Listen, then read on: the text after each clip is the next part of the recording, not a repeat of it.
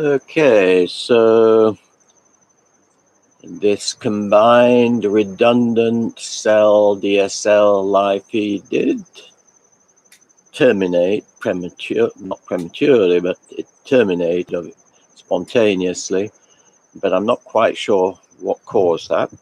And I have restarted it.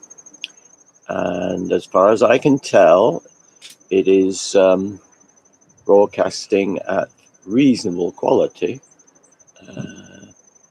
good quality compared to what I often have had in the past.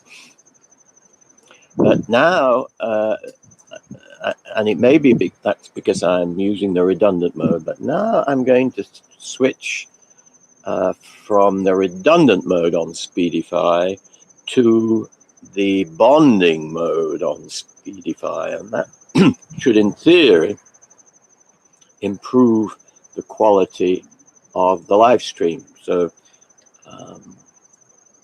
it's very difficult, however, for me to tell because I don't have an independent third internet connection, so that if I try to look on my second computer, that will obviously suck up data and lower the quality, not of the cell, but of the DSL connection. So we'll give it a go. I'm going to switch from redundant to bonding mode.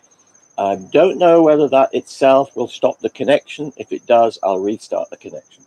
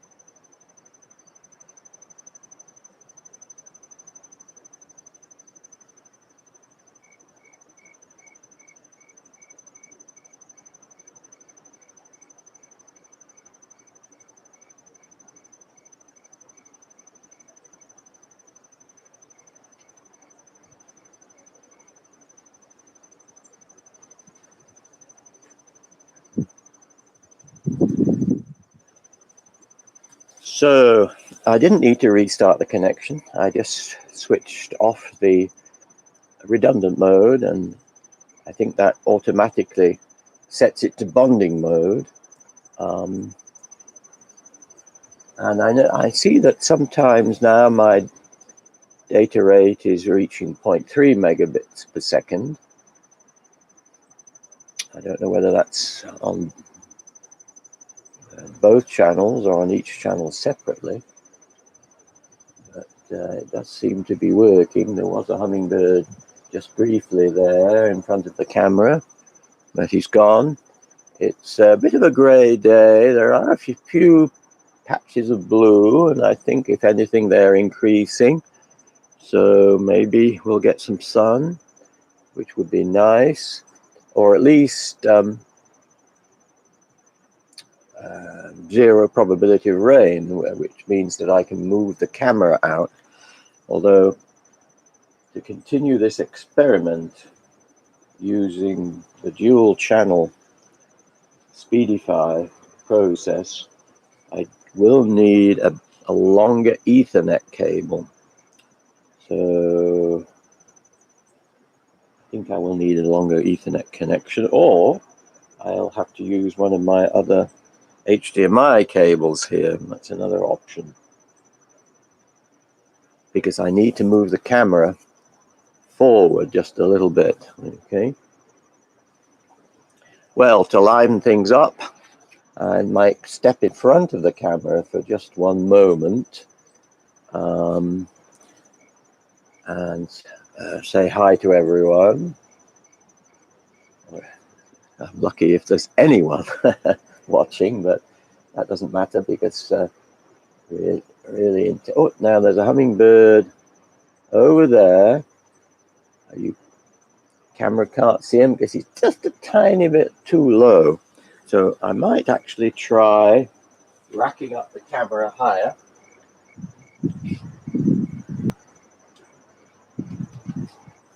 It is always a little bit of a delicate process because you know, might lose the connection, but let's see whether we can do this. There we go. There's a little knob on this tripod which allows me to rack it up high like that, and then I will tilt it lower to recapture the same view.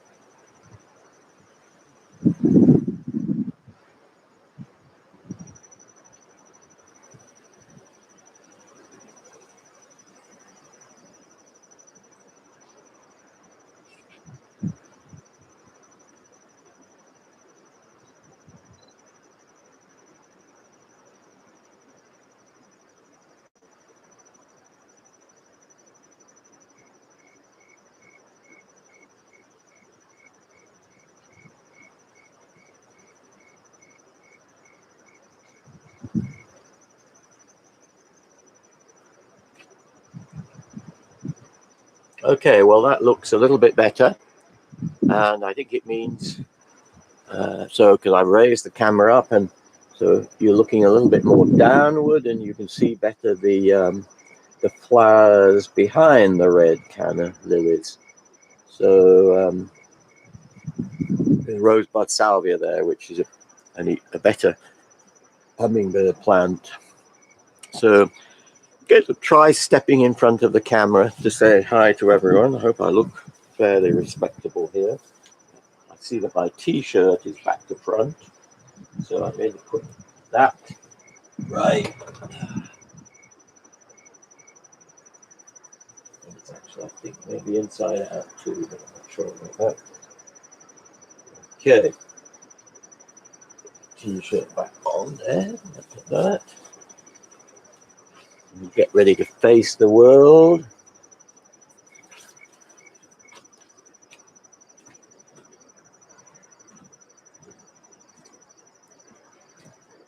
Good morning, everyone.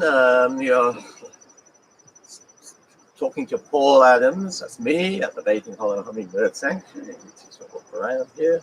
And that tripod a little bit out of the way. We're live streaming. We're trying various techniques to improve these live streams.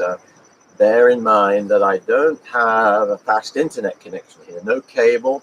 So I'm struggling with a combination of a slow DSL connection and a cell phone connection, which is also rather tricky and unstable. My cell phone is a Project Fi. It uses Project Fi, Google Project Fi, and it's a Google Pixel. It's a Google Nexus 5X. It's an old phone, and it's very cheap. And Project Fi is an unusual network provider, but basically it uses T-Mobile, and never worked well here, or even at all in Baking Hollow here at the sanctuary, because the signals here are extremely weak. And when it did connect, it would connect over there to Long Island Sound, across Long Island Sound to New Haven, and it wouldn't connect to a fast tower. So I was on 3G networks, impossible to use it really. But very occasionally, I would get a 4G LTE service through T-Mobile, and that suggested that in principle there is a signal here, if only I could pick it up. So over there, you can't see it, I've installed an antenna, and a Yagi directional antenna, and the bottom line is I discovered that there is a T-Mobile LTE tower over in the Mount Sinai, Miller Place, Mount Sinai, border between those two communities. And with this Yagi antenna connected to a cell booster inside, I am often able to pick up a good LTE signal, and so that's providing my Wi-Fi connection. It's not completely reliable. I'm going to try using a larger Yagi antenna, but not today. So, so I've got this cell signal from over there. I hope you can see that I've just focused the camera on these flowers. Oh, there's a hummingbird right there, going to the rosebud salvia. Unfortunately, it's out of the range of the camera. Still on the rosebud salvia. Let's see, if he comes to the left, you may see him, but he's actually gone to the right. So it's very frustrating. He's still there, feeding on that rosebud salvia. Quite a good view of him in this position. I wish I had my my other camera. I might go. Now he's moved over to the right even more, but he may come back this way. So we'll just wait. But no, he's just gone down there. You may have even seen him in the background. He's shot off down there, but another one went down there. Anyway, I just can finish this little saga with the Yagi and all that. So, okay, so that means on my cell phone I can get an LTE connection, and the download speeds are not great, but I don't really want it for downloading. I want it for uploading, and the upload speeds, oddly enough, are quite fast. Up, around 7 megabits per second. Now, on my DSL, the upload rate is only 0.7 megabits per second. But on the cell phone, it fluctuates. This signal fluctuates. Oh, it's clearing up more over there. It looks quite beautiful. I'm tempted to try and get the camera pointing out there, but we'll do that in a moment. We've got all the time in the world.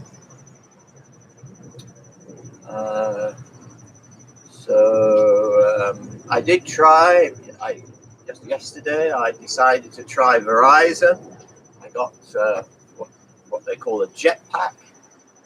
They promised me that if it didn't work for me, I could take it back,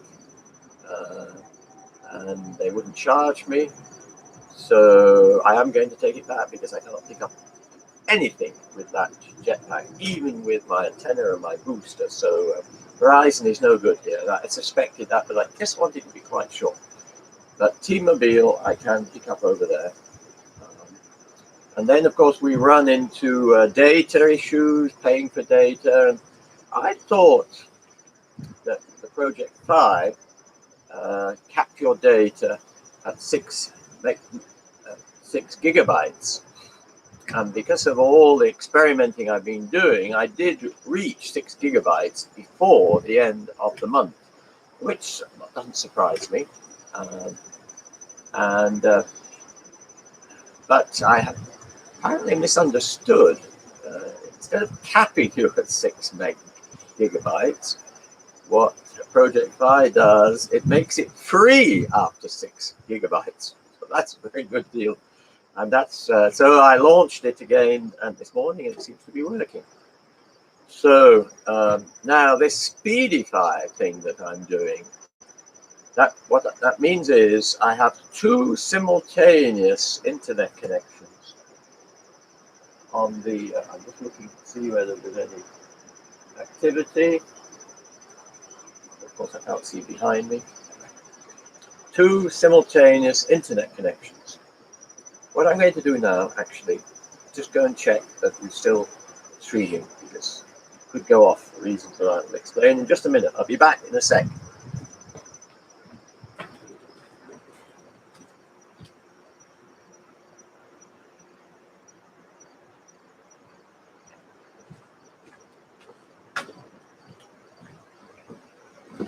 Okay, it looks like we are still streaming, and so this Speedify app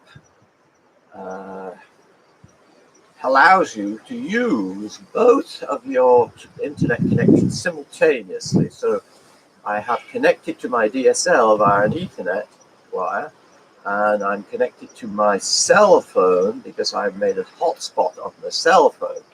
So there are 2 signals, a cell and a Wi-Fi signal, going into the computer that I use to do the live stream. And then Speedify sends both of these signals to its servers somewhere, New York or even Washington, but doesn't really matter. And then it can do one of 2 things, at least 3 things. First of all, it works as a VPN. If you want privacy, you want to be secret, conceal yourself from the government, well, that's not needed for me, so I've turned off that aspect. That might provide a slight increase in speed. Using the VPN probably slows things down just a tad, but not significantly. So, but then it can do 2 other things. It can either bond the 2 ongoing data streams, and it claims to make a higher fidelity data stream. And actually, at the moment, that's what I'm doing. I'm bonding. Now, whether it's higher quality, it's certainly higher quality than the DSL alone. Whether it's higher quality than the cell connection alone, it's difficult to tell because the cell connection varies a lot in quality. So I'm going to check that in a moment. I'm going to switch off the DSL component, revert just to cell, maybe even switch off Speedify. So this is bonding, which I think I'm using at the moment. Should improve the resolution. But another problem I'm facing here is that the live streams spontaneously abort because of the low quality of the internet connection, probably other factors too. YouTube and Facebook can terminate the live feed prematurely. There's probably some glitch in the data stream. They think they've lost the connection and they just shut it down, and I have to manually restart, which is a real chore. So the second mode on Speedify is redundant mode. So you send the 2 data streams to their servers, but instead of combining them together, bonding them, it chooses the best of the 2 connections. So if one drops completely, the other one should continue, and that should make it more reliable. Now, of course, it's not so easy to test all of this because there are fluctuations in the performance, and even the weather seems to play a role. Temperature affects the equipment that I'm using. During the very hot days, I was losing the connection more frequently. But then there are other issues like the atmosphere, the humidity affects the quality of the cell signals. But anyway, at the moment, I think if it's still live stream, we're bonding. I am now going to go inside and turn off the DSL connection. So we'll just be using the, no, actually, I think to start with, I will turn off the cell connection. I think I can do that. And turn Wi-Fi off and just use, sorry, I'm going to turn off this cell and try to use the Wi-Fi. And what you should see in a moment or two is the quality should go down.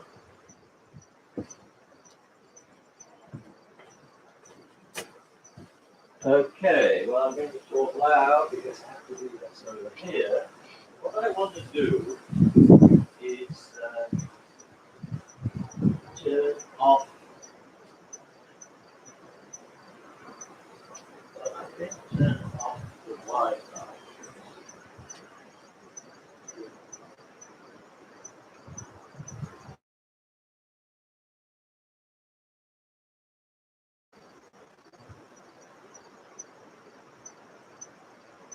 Okay, so I turned Wi-Fi off, and it looks like I didn't lose the connection. By the cell component, it looks like Speedify recognized that I turned the Wi-Fi off, and I'm going to have a look at the Speedify panel to see a little bit what's going on. But I can't really tell what the effect is, because that would require me to, on a second computer, look at the live stream without interfering with the live stream. And I can't do that because the Viasat system is not working, and I don't have a second independent internet connection or a third independent internet connection.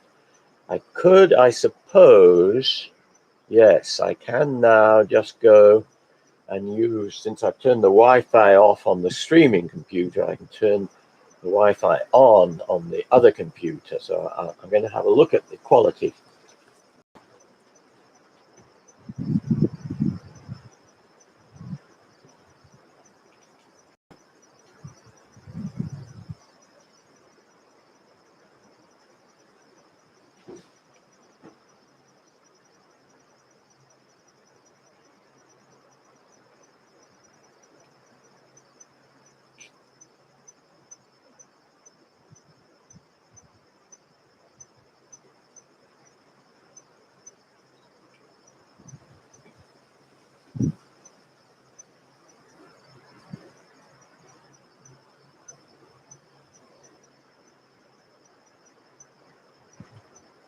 Okay, I should clarify what I did.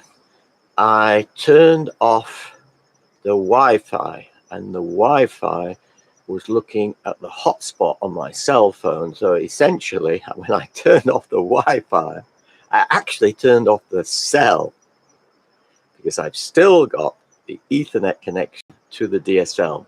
So that's rather tricky. When I turn off the Wi-Fi, I don't disconnect from DSL, I disconnect from cell.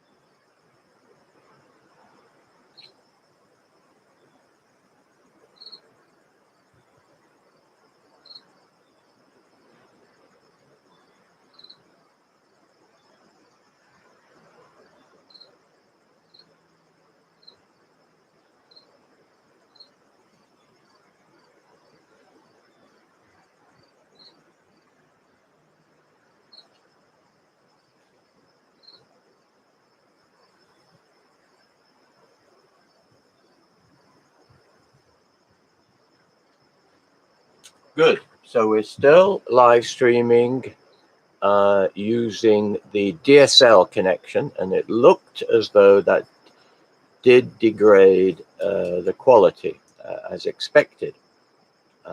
Back to my routine DSL quality. So now I am going to turn back on the connection to my cell phone, okay, which means turning the Wi-Fi back on.